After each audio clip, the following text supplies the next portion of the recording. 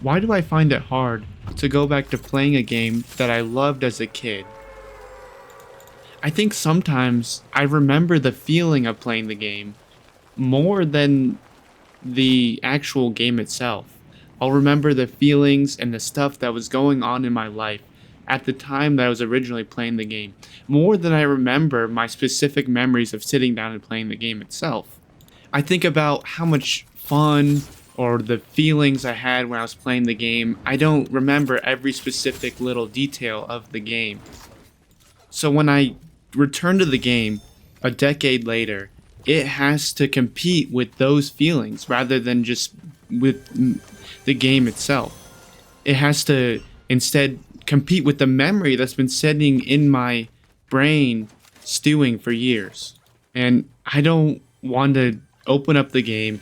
I don't want to find out that it's true, that nostalgia, my past feelings, made the game feel better than it actually was. I think my brain wants to protect myself from that actually being the case. Because sometimes you pick up an old game and you suddenly, with your adult brain, you notice all the flaws that you could overlook when you were a kid. I also think I definitely had way more patience with these games as a kid. I would give them way more time to impress me because when I got a game, I would get it from the store on a disc and I would play it and I was basically stuck with it. There's no going back really to not owning it. When today I can buy a game on Steam, it doesn't impress me within an hour at most, but if it doesn't impress me within, a couple minutes, 10 minutes, I can just go on Steam and return it pretty easily because of their policies. And I definitely had more patience as a kid. My brain was far less rotted because of social media. Years of social media use and scrolling, doom scrolling usage have definitely lowered not just my patience levels, but I think everyone's patience levels. I think that many people can relate to that. I also played games differently back in the day. Nowadays, I'm a completionist, and that's it's fun in a different way than it was as I played games as a kid. Sometimes you can get so caught up on just beating the story, getting these achievements as fast as possible, that you lose the fun of what gaming is. There were very few games that I played as a kid, I think, that I actually finished, even though I spent hours on these games. But I wasn't playing them in order to finish them. I was playing them for enjoyment's sake. I definitely spent more time as a kid wandering around the game, just focusing on arbitrary aspects of it. And also, I can bring up, once you play a game, and especially a story game, you kind of already know the things that are going to happen, so it feels different coming back to it because you're not going into it blind.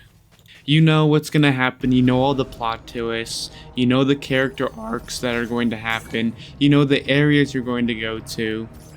So it's less exciting the second or, decades later that time around playing it. It's going to be a different experience. And again, I think a big part of it is that I miss the circumstances that were going on in my life more than actually playing the game, the memories of actually playing the game. I miss, coming home after school to play a game, after sitting in school for 8 hours thinking about that game. It's a different experience, it's a different ball game. Staying up late on weekends, on Friday nights, across the weekends just to play the game, playing them over summer vacation, different school breaks, when you'd have a snow day or some kind of day where school gets canceled and you just get to play video games all day. That was an amazing experience. It's also different how I obtained the games because as a kid, a majority of the games I got through, being gifted them around my birthday or Christmas time. And I think they feel more special obtaining them through that way than just having to purchase them nowadays with my hard-earned money from my, job. And I think I also miss the people that were around me as I'm playing them. playing games with your friends back in the day, playing it with your family. You miss the era that you played it in more than the game itself. And when you come back to the game after all those years, some games I haven't touched in over a decade, when you come back to them, they are competing with that nostalgia filled version of the game that lives in your mind. And it isn't likely that it's going to live up to those expectations that have been stewing in your brain for a freaking decade. And you don't want to tear that wall down, that nostalgia wall that has been built up in your mind. If you start playing the game and it doesn't feel the same, you get disappointed. You want to avoid that disappointment the best you can. But in the end, the game didn't change probably at all in that time. The thing that changed was you. It was you, it was your life, the circumstances, the people around your life. Your mind has gotten older, probably much older. The game has stayed the same. It's been the same across these years. But you are different. You are never going to be that version of you, that kid waking up on Christmas, getting that game, and playing it right away, beating it the same day on Christmas evening, or waking up on a summer sunny day in your parents' house just to play a random game. You're never going to be that version of you. So it's never going to live up to those nostalgia expectations. But I don't think that's a bad thing. I think that you can still pretty easily enjoy your games that you played as a child, but it won't be in the exact same way that you originally enjoyed them. You shouldn't be seeking out to recreate the original experience of playing these games. You have to learn to go into these games with a different mindset so that you can appreciate them in a slightly different way. And instead of viewing nostalgia as a negative thing, as a sad thing, as a depressing thing, view it as a positive thing. Don't be sad because it's gone. Those moments are gone, or maybe even those people are gone. Be happy that it happened. Use it as fuel to go back to these games so that you can relive these memories. These games live in your mind, and they live in, a storage box if it's a physical game, or, a random Steam archive. They live in that, and they live there as a little box of nostalgia that you can go back to. Do I play a lot of the games that I played as a kid? Not necessarily. There are a few that I go back to, and there are a few that are like online kind of games, like Roblox, that kind of evolve over time. They're not really the same game.